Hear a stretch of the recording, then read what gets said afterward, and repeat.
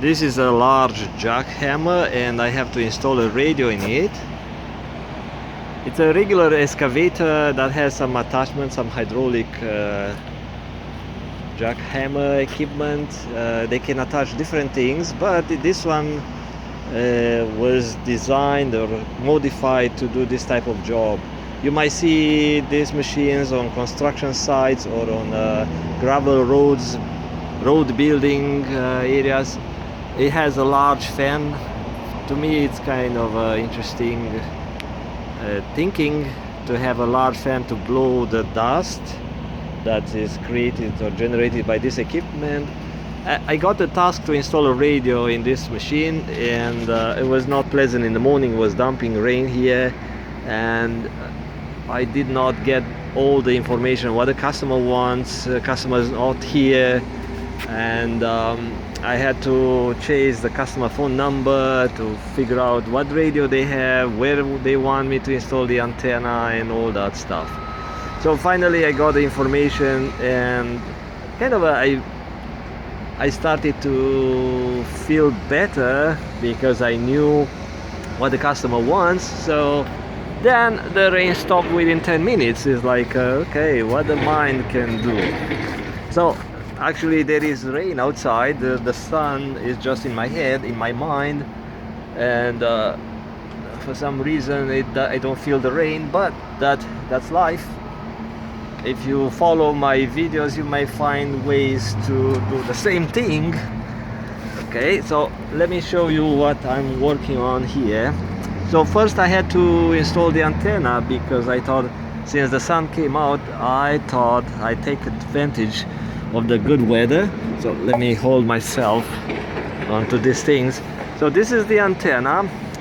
The customer agreed to drill some holes into this one, but I thought this lots of drilling, so I've used this light bracket to install the VHF antenna. I don't recommend you to do the same thing.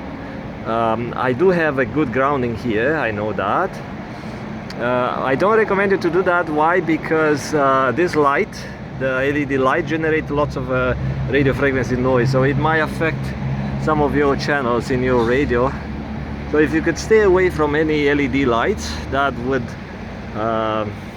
help you when you have troubleshooting problems, trying to figure out why you get noise and interference and stuff into the machine. So I left enough cable for the customer to give it to a mechanic to move the antenna somewhere else, but for me, today is Friday, I thought I'll do it quick.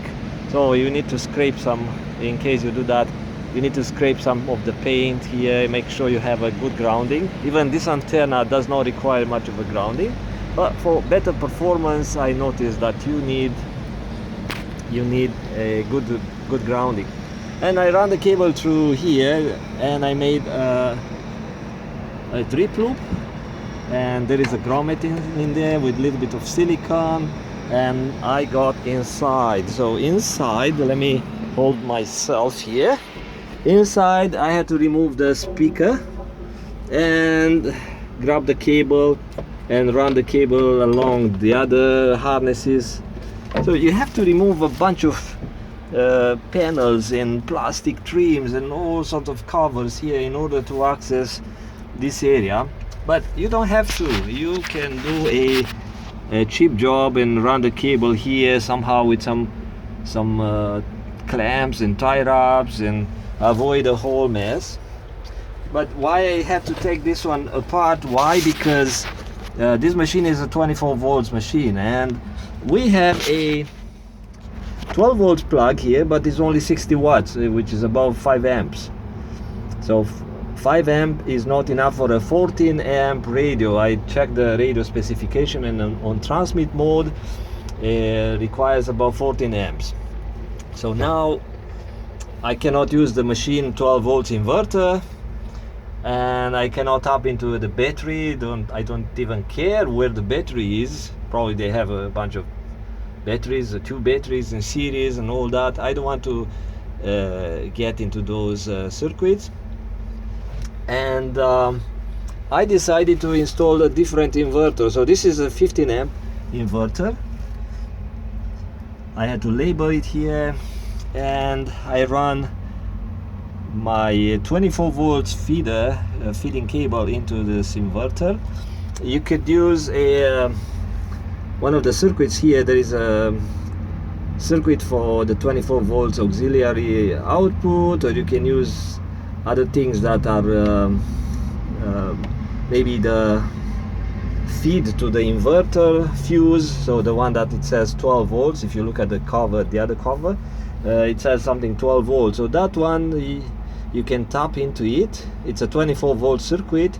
You can tap into it, and you can use a fuse adapter here.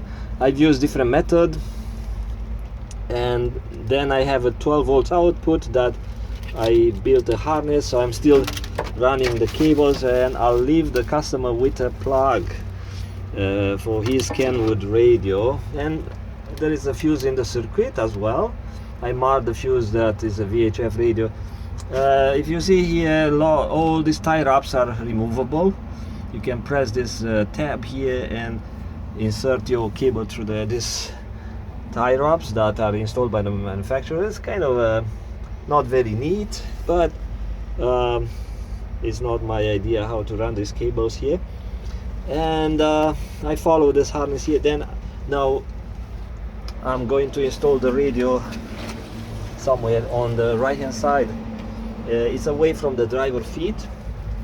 Initially I thought I'm installing the radio right here on the side, because he does not have a display. He does not need to look at the display, and you could do that. You could install the radio bracket and the radio here, but most likely you will install radio with the display, and it's not very convenient for the driver to twist his back and change channel, look at the display or stuff like that. So I choose that location on the right hand side, and I'm going to install the radio bracket. And yeah, from here it's easy.